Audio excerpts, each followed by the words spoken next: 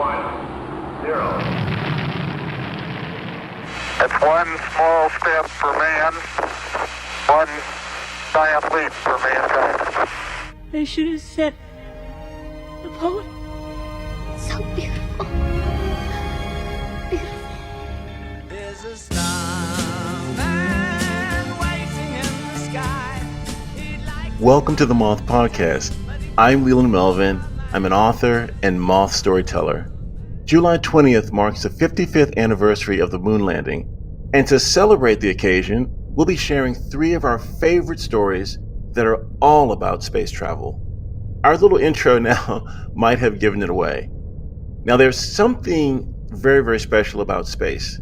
Staring up at the night sky and imagining what it would be like, thinking about the vastness of the universe, or staring back at Earth from the space shuttle Atlantis, thinking about the vastness of our human experience. And by the way, full disclosure, I've been fortunate enough to do both, because in addition to being an educator and Moth storyteller, I've also been to space twice as an astronaut. The first story we're sharing is from Michael Massimino. He told this at a New York City main stage where the theme of the night was Around the Bend. Here's Michael live at the Moth. In 1984, I was a senior in college, and I went to see the movie The Right Stuff. And a couple things really struck me in that movie. The first was the views out the window of John Glenn's spaceship, the view of the Earth, how beautiful it was on the big screen. I wanted to see that view. And secondly, the camaraderie between the original 7 astronauts depicted in that movie, how they were good friends, how they stuck up for each other, how they would never let each other down. I wanted to be part of an organization like that. And it rekindled a boyhood dream that I had kind of gone dormant over the years. And that dream was to grow up to be an astronaut. And I just could not ignore this dream. I had to pursue it. So I decided I wanted to go to graduate school, and I was lucky enough to get accepted to MIT. And I went up to MIT with the intention of following this dream of space flight. And while I was at MIT, I started applying to NASA to become an astronaut. And I filled out my application, and I received a letter that said they weren't quite interested. So I waited a couple of years, and I was graduating from MIT, and I sent in another application a second time a few years later, and they sent me back pretty much the same letter. So I applied a third time, and this time I got an interview, so they got to know who I was, and then they told me no. So I applied a fourth time, and on April 22nd, 1996, I knew the call was coming, good or bad. And I pick up the phone, and it's Dave Leetsma, the head of flight crew operations at the Johnson Space Center in Houston. And I say hello, and he says, "Hey Mike, this is Dave Leetsma, how you doing this morning?" And I said, "I really don't know, Dave, you're gonna have to tell me." And he said, "Well, I think you're gonna be pretty good after this phone call, because we wanna make you an astronaut." 13 years after that, it's May 17, 2009, and I'm on Space Shuttle Atlantis, about to go out and do a spacewalk on the Hubble Space Telescope. And our task that day was to repair an instrument that had failed. And this instrument was used by scientists to detect the atmospheres of far-off planets. Planets in other solar systems could be analyzed using this spectrograph to see if we might find a planet that was Earth-like or a planet that could support life. And just when they got good at doing this, the power supply on this instrument failed. It blew. It wasn't working. So the instrument could no longer be used. And there was no way really to replace this unit or to repair the instrument, because when they launched this thing and they got it ready for space flight, they really buttoned it up. They didn't want anybody to screw with this thing, whether you were on the ground or whether you were in space. It was buttoned up with a access panel that blocked the power supply that had failed. And this access panel had 117 small screws with washers. And just to play it safe, they put glue on the screw threads so they would never come apart. You know, it could withstand a space launch, and there's no way we could get in to fix this thing. But we really wanted this capability back. So we started working, and for 5 years, we designed this spacewalk, and we designed over 100 new space tools to be used. Great taxpayer expense, millions of dollars, thousands of people worked on this. And my buddy, Mike Good, who we call Bueno, he and I were gonna go out to do the spacewalk. I was gonna be the guy actually doing the repair. And inside was my friend Drew Feustel, one of my best friends. He was inside, he's gonna read me the checklist. And we had practiced for years and years for this. And they built us our own practice instrument and gave us our own set of tools so we could practice in our office, in our free time, during lunch, after work, on the weekends. We became like one mind. He would say it, I would do it. We had our own language. And now's the day to go out and do this task. The thing I was most worried about leaving the airlock that day was my path to get to the telescope, because it was along the side of the space shuttle. And if you kind of look over the edge of the shuttle, it's kind of like looking over a cliff at that point, with 350 miles to go down to the planet. And there were no good handrails. When we're spacewalking, we like to grab onto things in our space gloves and be nice and steady. But I got to this one area along the side of the shuttle, and there were no good handrails to grab. I had to grab like a wire or a hose or a knob or a screw. And I'm kind of a big goon, and when there's no gravity, you know, you can get a lot of momentum built up, and I could go spinning off into space. And I knew I had a safety tether that would probably hold, but I also had a heart that I wasn't so sure about. So I knew they would get me back. I just wasn't sure what they would get back on the end of the tether when they reeled me in. So I was really concerned about this. And I took my time, and I got through the treacherous path and out to the telescope. And the first thing I had to do was to pull off or remove a handrail from the telescope that was blocking the access panel. And there were 2 screws on the top, and they came off easily. And there was 1 screw on the bottom right, and that came out easily. And the 4th screw is not moving. And my tool is moving, but the screw is not. And I look closer and I realize it's stripped. And I realize that that handrail's not coming off, which means I can't get to the access panel with these 117 screws that I've been worrying about for 5 years. Which means I can't get to the power supply that failed. Which means we're not going to be able to fix this instrument today. Which means all these smart scientists can't find life on other planets. And I'm to blame for this. And I could see what they would be saying in the science books of the future. This was going to be my legacy. I realized it. That my children and my grandchildren would read in their classrooms. We would know if there was life on other planets. But Gabby and Daniel's dad, my children would suffer from this.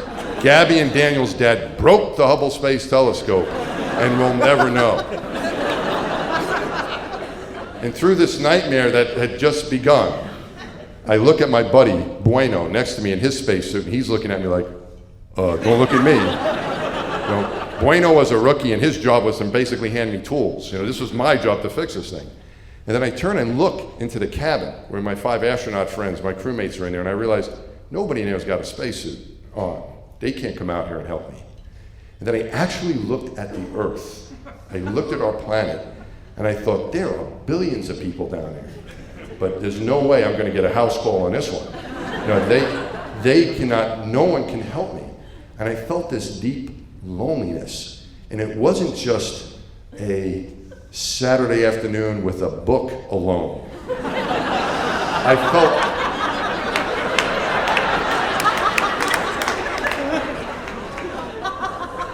I felt detached from the earth.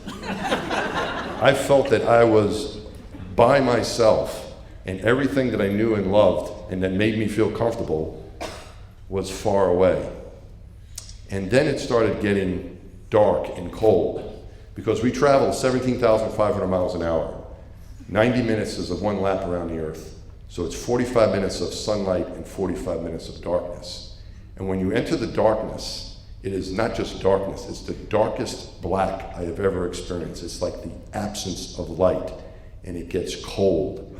And I could feel that coldness, and I could sense the darkness coming. That's where we were going to enter. And it just added to my loneliness. And for the next hour or so, we tried all kinds of things. I was going up and down the space shuttle, trying to figure out where I needed to go to get the next tool they wanted me to get to try to fix this problem, and nothing was working. And then they called up, after about an hour and 10 or 15 minutes of this, they said they wanted me to go to the front of the shuttle to a toolbox and get vice grips and tape. And I thought to myself, we are running out of ideas. I didn't even know we had tape on board. I'm going to be the first astronaut to use tape in space during a space flight. But I followed directions. So I get to the front of the space shuttle and I open up the toolbox, and there's the tape. And at that point, I was very close to the front of the orbiter, right by the cabin window. And I knew that my best pal was in there trying to help me out. And I could not stand to even think of looking at him because I felt so bad about the way this day was going, the way it turned out. Not like what we had thought about, but all the work he and I had put in. And I couldn't even stand to even think of looking up at him. But I realized that he's actually, through the corner of my eye, through my helmet, just aside there, I can kind of see that he's trying to get my attention. And I look up at him like this, and he's a little bit above me in the window, and he's just cracking up smiling and giving me the okay sign. And I'm like, is there another spacewalk going on out here? And I really can't talk to him because if I say anything, the ground will hear. Houston will hear, the control center will hear. So I'm kind of like playing charades with him. I'm like, what are you, nuts? And I expect him, I didn't want to look because I thought what he was going to do instead of giving me the okay sign, I thought he was going to give me the finger. Because, I'm thinking he's going to go down in the history book with me.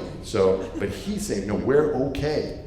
You just hang in there a little bit longer. We're going to make it through this. We're in this together. You're doing great. Just hang in there. And if there was ever a time in my life that I needed a friend, it was at that moment. And there was my buddy, just like I saw in that movie, the camaraderie of those guys sticking together. And I didn't believe him at all. I figured we were out of luck. But I said, at least if I'm going down with my best pal. And as I turned to make my way back over the treacherous path one more time, Houston called up and told us what they had in mind. They wanted me to use that tape to take the bottom of the handrail and then see if I could yank it off the telescope. And they said it was going to take about 60 pounds of force for me to do that.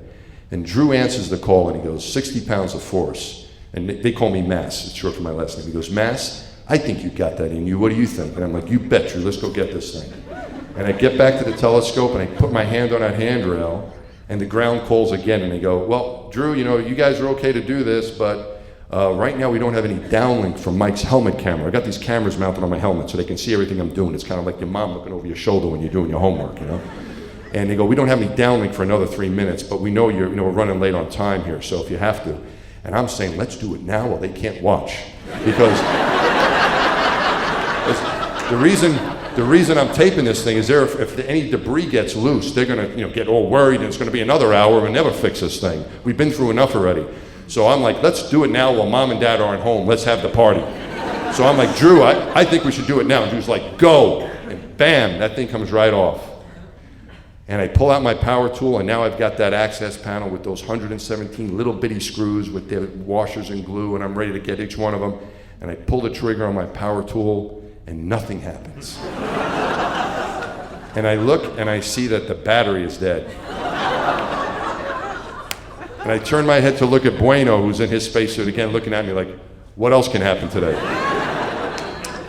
And I said, Drew, the battery's dead in this thing. I'm going to go back to the airlock and I'm going to swap out the battery and I'm going to recharge my oxygen tank because by all this moving around was getting low on oxygen. I needed to get a refill.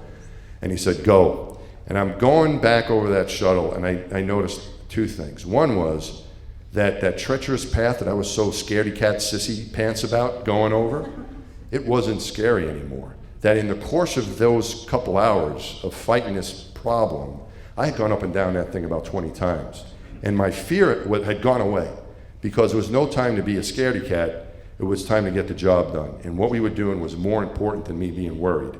And it was actually kind of fun going across that little jungle gym that I had back and forth over the shuttle. And the other thing I noticed is that I could feel the warmth of the sun. We were about to come into a day pass, and the light in space, when you're in the sunlight, is the brightest, whitest, purest light I have ever experienced.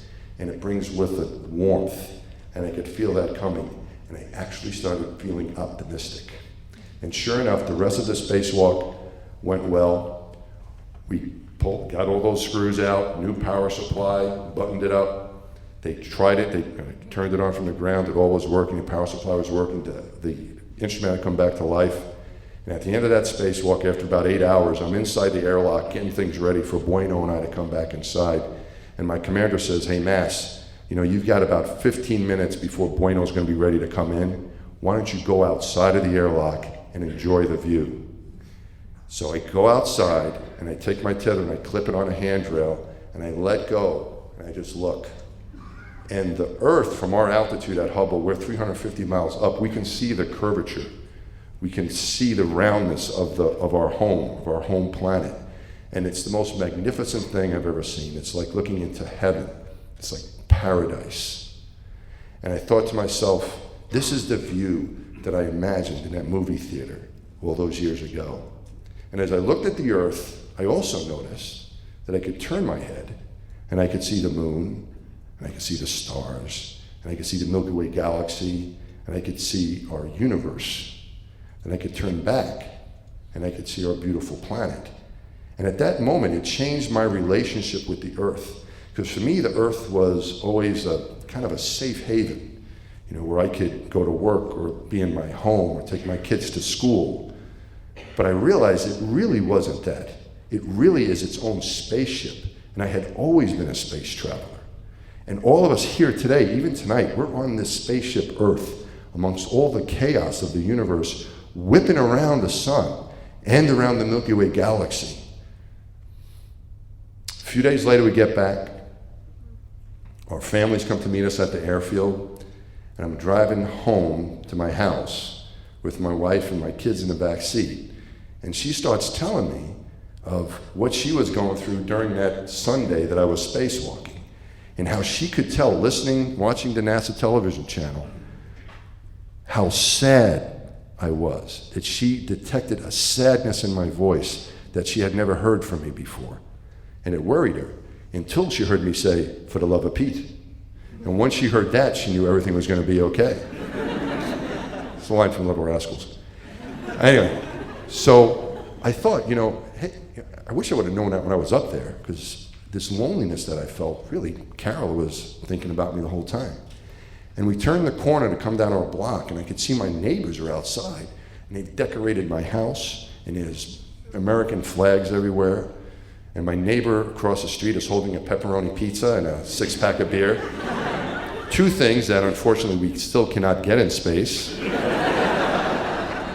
And I get out of the car, and they're all hugging me. I'm still in my blue flight suit, and they're hugging me and saying how happy they are to have me back, and how great everything turned out. And I realized, my friends, man, they were thinking about me the whole time. They were with me too. The next day we have our return ceremony. We make these speeches. These engineers who had worked all these years with us, our trainers, the people that worked in the control center, they start telling me how they were running around crazy while I was up there in my little nightmare, all alone, how they got the solution from the Goddard Space Flight Center in Maryland, and how that team that was working on that Sunday figured out what to do, and they checked it out, and they radioed it up to us. And I realized that at the time when I felt so lonely, that I felt detached from everyone else, literally, like I was away from the planet, that really I never was alone. That my family and my friends and the people I worked with, the people that I loved and the people that cared about me, they were with me every step of the way. Thank you.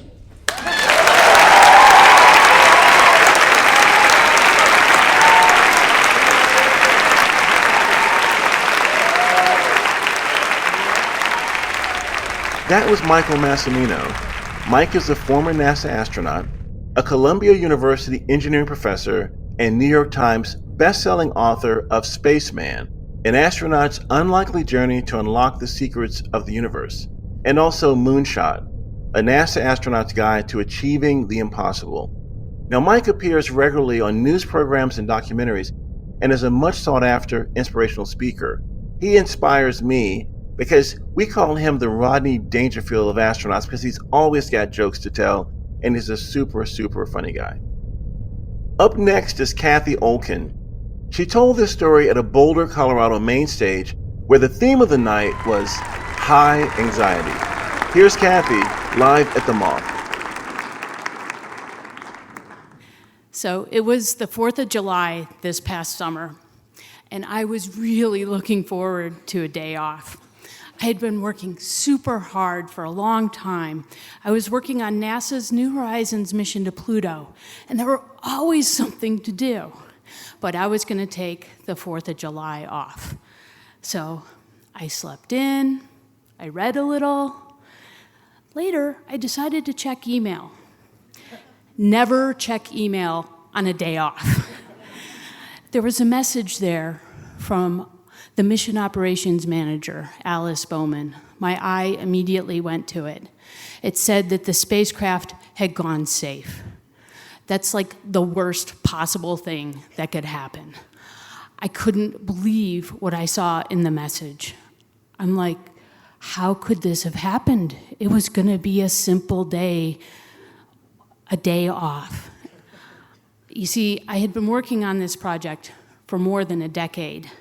In 2004, I had relocated my family from California to Boulder, Colorado to work on this mission. This was a once-in-a-lifetime opportunity. I'm an astronomer, and I had been spending decades looking at Pluto through ground-based telescopes, and it's just this fuzzy dot. There's not much, you can't make out any surface details. We kept looking through these ground-based telescopes, even through the Hubble Space Telescope. It's still just a fuzzy dot because Pluto's really far away. So we move. My husband starts telecommuting for his job. We move our 3-year-old and our 5-year-old. We're here, we're settled. All we need to do is build a spacecraft, test it, launch it, and fly it 3 billion miles to Pluto. So we did. It worked out. We built a small spacecraft, about the size of a baby grand piano. And we launched it on the largest rocket we could get, an Atlas V. It's about 20 stories tall. So you've got a small rocket, or small spacecraft, big rocket, and what you get is the fastest spacecraft ever launched. It's going at 34,000 miles per hour. To put that in perspective, when the Apollo astronauts went to the moon, it took over 3 days. For New Horizons, the spacecraft passed the moon in just 9 hours. We were flying. It's an unmanned spacecraft, so I mean that figuratively. There's no one on it. So we've got 9.5 years to go from Earth to Pluto. So we've got a lot of time on our hands. We think about what data we're going to collect, how we're going to do it, and we make contingency plans. So plans in case something goes wrong. We considered more than 200 different scenarios. What do we do if this breaks? What do we do if that goes wrong? We had this huge binder full of contingencies. So I find myself on the 4th of July. It's just 10 days before our closest approach to Pluto. You see, we can't stop and orbit Pluto. We don't have enough fuel to slow ourselves down because we're going really fast. So we can't stop. We just have to go right by and take the best images we can as we're flying past. It's a once-in-a-lifetime opportunity. We have to get it right at this time. And the spacecraft has gone safe. It's called home, which is basically saying, help me, I'm broken. So I rush over to the Mission Operations Center. I settle in the Situation Room. This is a conference room right outside the Mission Operations Center. You can see the operations people through the window, but they like to keep the scientists a little separated so we don't get in the way. So I settle in. I'm sitting with my colleagues. We're starting to get information back. And interestingly, I'm starting to feel calm. that sick feeling in the pit of my stomach is relaxing because I've been working with these people for more than a decade, and everyone knows what they need to do. We all know what our responsibilities are and how to make this work.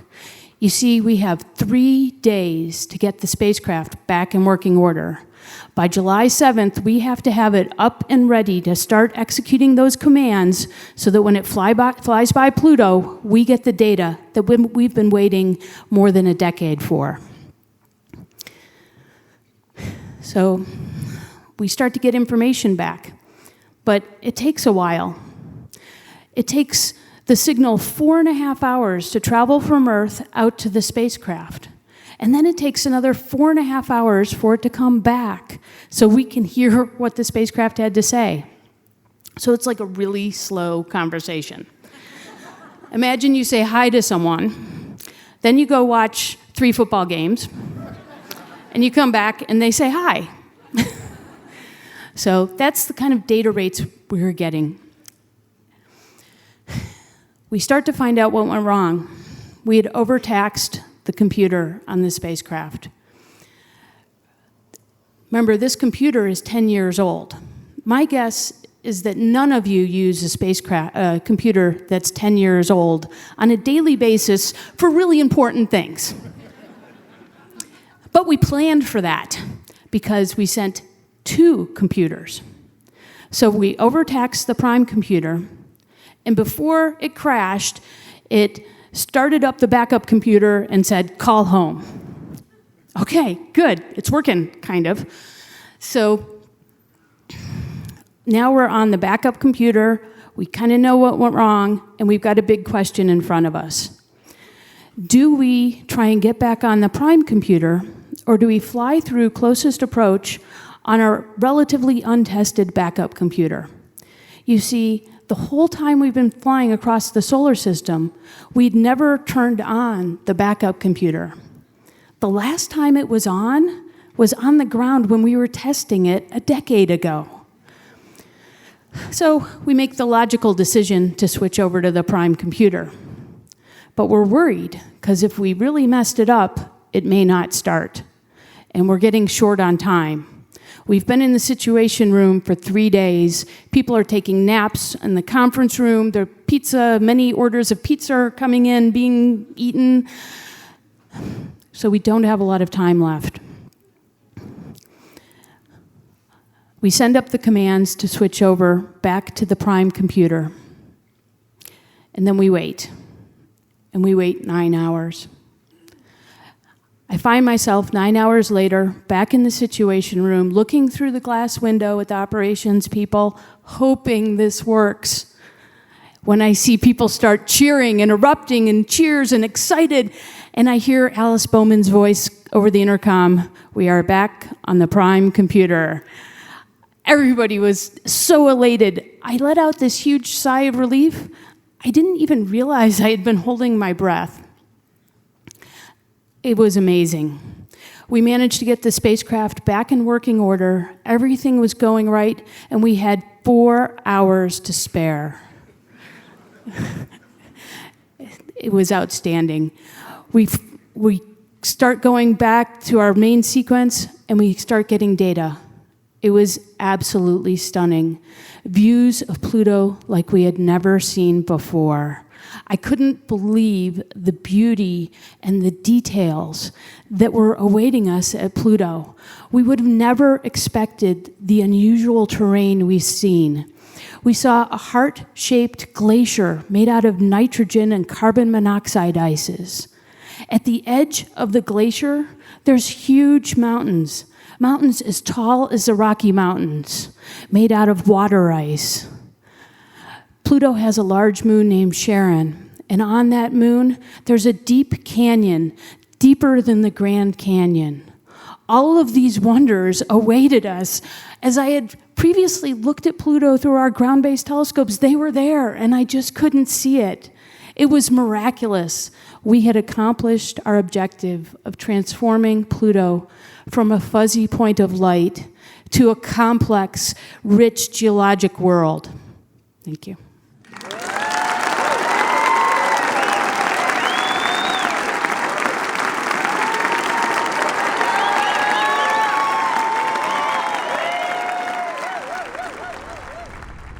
That was Cathy Olkin. Cathy is Vice President, Infrared Missions and Data at Hubble Space in Mountain View, California. She is the mission scientist for a satellite system to detect and monitor wildfires across the globe. Now, previously, her research focused on the outer solar system, specifically planetary atmospheres and surfaces. She also mentors the next generation of engineers and scientists through programs like FIRST Robotics.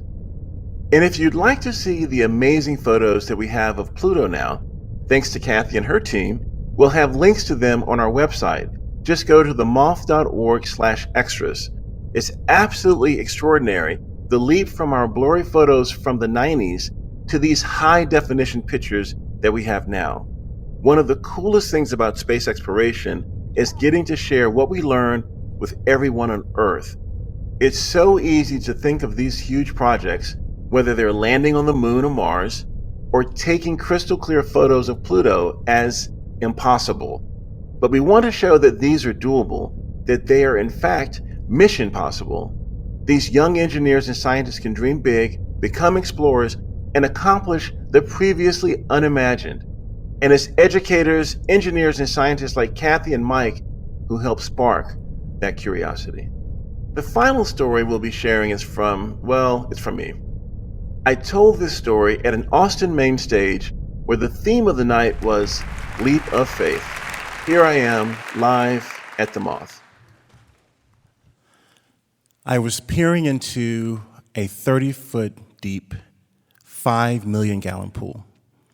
I was an ASCAN. That's NASA speak for astronaut candidate. And I wanted to see if I had the right stuff. We were training to do a spacewalk in this 5 million gallon pool. And I was in this suit that looked like a cross between the Pillsbury Doughboy and a Michelin Man with a helmet on. They start lowering me down into the pool.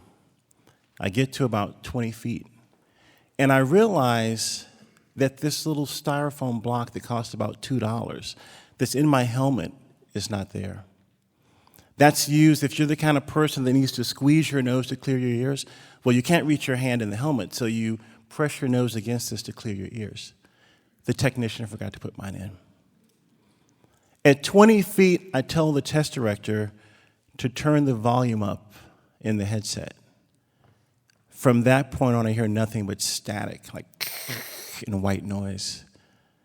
They start raising me out of the pool, and I look at the connection to the pool deck, which is the yellow cable. And I think maybe that cable is actually kinked and they're gonna fix it when they bring me up to the top of the pool deck. I get up there, they take my helmet off. The doctor, Rich Mikulski, starts walking towards me and he's just moving his lips. And I'm thinking, why is this guy playing with me? And he gets to me and he touches my right ear and he pulls his finger back. And there's a river of blood just starts coursing down the side of my face. At that point, I realized that something's kind of wrong, right? And as a scientist and an engineer, there's usually a very simple solution to problems. And so we just have to figure out what it is and fix it. They take me to the showers, and my head starts to violently turn. I fall to the ground and I violently throw up. They rush me to the hospital, the Houston Medical Center, and they do a battery of tests. And the next thing I know, I'm rushed into the OR, and the world-renowned surgeons are now going inside my head, into my ear, to look to see if there's anything that they can see that caused this problem. As I wake up from the anesthesia, I see 3 doctors' faces that don't look good at all. They couldn't figure out what happened to me. I'm laying in the hospital bed, and the only way I can communicate with the outside world is through these yellow legal pads. I can still talk, but I can't hear anything, and I get these notes written to me. And at one point, there's a note that says, "You will never fly in space." One of the yellow legal pad notes comes to me from a friend, and it says, "Remember what Jeanette said." And I'm thinking about this note. And if you back up 4 days before this accident, I was in Virginia, and this woman sought me out to tell me that something was going to happen to me. No one's going to know why this happened. You'll be healed of this. You will fly in space, and you'll share this story with the world. I'm like, okay, thank you. So at this point in the hospital, that note is the only hope I have to hold on to. I get released from the hospital at about the 3-week point, and I'm still, severely hearing impaired in my left ear. But now I can start hearing things, and as I lay in my bed at home in Houston, Texas, and the air conditioner handler kicks on, I have earplugs in and noise-canceling headsets because my brain is starting to rewire itself to hear again. It feels like ice picks are going to the side of my head. My hearing gets better, and I'm functional. I can talk to people. I kind of hear what they're saying. And NASA's trying to figure out what to do with me. They don't want to release me. They are trying to find a job that I can do that doesn't require diving or flying or doing something that requires hearing because I'm truly medically disqualified by NASA standards. So they put me in the robotics branch, which is basically playing a big video game where you have hand controllers, you have a monitor, and you can run the robotic arm into the space station, but it doesn't hurt anything. You can just fly it around like a video game. And then they asked me, since my parents were both educators, they asked me, do you want to go to Washington to work in this new program called the Educator Astronaut Program? And I agree, and I fly to Washington. In this program, we're trying to inspire children to nominate their teachers to become astronauts. And I have to tell them that it's a round trip, not a one-way trip for your teacher, so you're not getting rid of your teacher, they're coming back home. And so we're doing this program, and Space Shuttle Columbia is launching off to the cosmos. And I'm there in DC, we're kicking off this program, and I decide to drive from Washington, DC to Lynchburg, Virginia on Highway 66. And my boss, who is new to NASA, she says, what does it mean when the countdown clock for the Columbia is now starting to count up? I knew at that point that something was seriously wrong. And I did an illegal U-turn on 66. I started back to the headquarters, and I turned the radio on, and there were eyewitness accounts of large pieces of debris falling over the West Texas sky, looking like a meteor shower. And I got to headquarters, and they dispatched me to David Brown, who was one of the mission specialists. I went to their parents' home that was outside of DC in Washington, Virginia. And when things like this happen, we go into this mode where we take care of our friends and our family. And I get to the home, and I knock on the door, and I go in, and David's mother, Dottie, is there, and I hug her, because I'm there to console them. I hug her, and we both start crying. I make my way over in the living room to David's father, Judge Brown, who's in a wheelchair, and I reach down to hug him, and he looks up at me with the same sparkling blue eyes as David, and he says to me, with tears in his eyes, he says, my son is gone. There is nothing you can do to bring him back, but the biggest tragedy would be if we don't continue to find space to honor their legacy. He's already thinking about the legacy of his son, and I'm medically disqualified, and I'm trying to figure out how I will fly to honor that legacy. I am torn. I'm trying to figure out what I will do. A few days later, we fly in the NASA jet to the different memorial services. We take off and we land. And I notice to my right, there's a person sitting next to me on every flight, taking notes. His name is Rich Williams. And as I descend in the airplane, I squeeze my nose and I clear my ears like I usually do. even though I don't have any hearing in my left ear. And when we go to the services and I'm trying to figure out what my next steps are because this education program is over, so I'm ready to transition back to Houston to figure out what I'm going to do as a semi-deaf astronaut. And Rich Williams calls me in his office and he says, Leland, I've been watching you. I believe in you. Here's a waiver for you to fly in space. And so I fly back to Houston, I go to flight medicine, and I wave this waiver like, I got some ice cream, I got some. And I hand it to the flight docs, and I soon get assigned to a mission in 2005. As I'm sitting there, 3.5 hours before launch, I'm thinking about David's legacy. 3, 2, 1, liftoff. Space Shuttle Atlantis is now careening to the cosmos. We're shaking, we're rattling. The screens are pretty much unusable because our heads are moving so fast from the buildup of G's. The solid rocket boosters get jettisoned after 2.5 minutes, and the shuttle is turning. And 6.5 minutes later, we are now floating in space. I undo my 5-point NASA-certified seatbelt and float over to the window.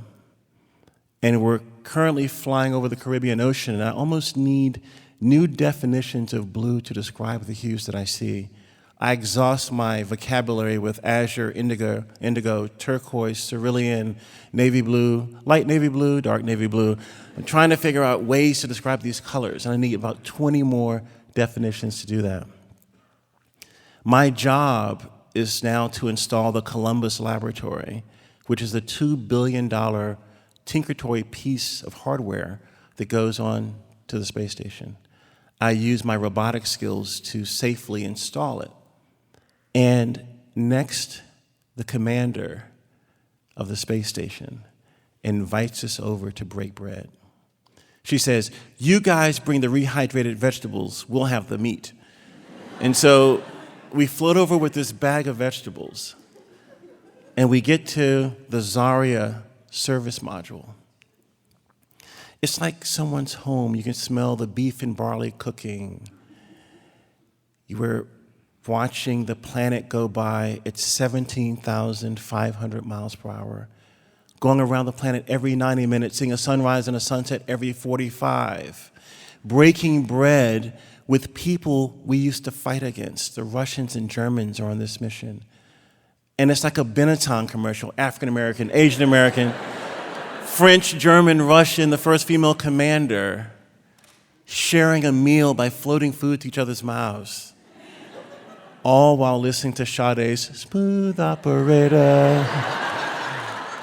This is the moment, this is the surreal moment where I have this cognitive shift. I get this thing called the overview effect, or the orbital perspective.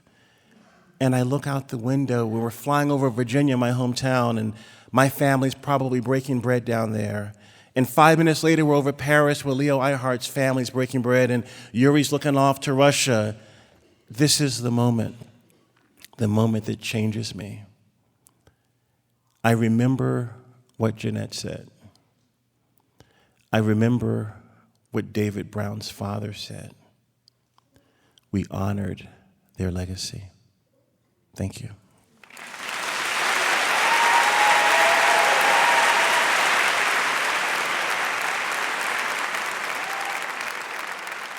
Well, everyone, that's it for this episode. Now, from all of us here at The Moth, we hope your next week is... Okay, guys, I was told let's say this. I'm not this cheesy. I hope your next week is out of this world. Leland Melvin is an ex-professional football player, a chemist, engineer, educator, and the author of Chasing Space, an astronaut's story of grit, grace, and second chances. He's traveled off-planet twice on Space Shuttle Atlantis to help build the International Space Station, and now shares his life story to help inspire the next generation of explorers to pursue STEAM careers. This episode of the Moth Podcast was produced by Sarah Austin Jeunesse, Sarah Jane Johnson, and me, Mark Solinger. The rest of the Moth leadership team includes Sarah Haberman, Christina Norman, Jennifer Hickson, Meg Bowles, Kate Tellers, Marina Gluchet, Suzanne Rust, Brandon Grant Walker, Leanne Gully, and Aldi Kaza. The Moth would like to thank its supporters and listeners. Stories like these are made possible by community giving. If you're not already a member, please consider becoming one or making a one-time donation today at themoth.org/giveback. All Moth stories are true, as remembered by the Storytellers. For more about our podcast, information on pitching your own story, and everything else, go to our website, themoth.org. The Moth podcast is presented by PRX, the Public Radio Exchange, helping make public radio more public at prx.org.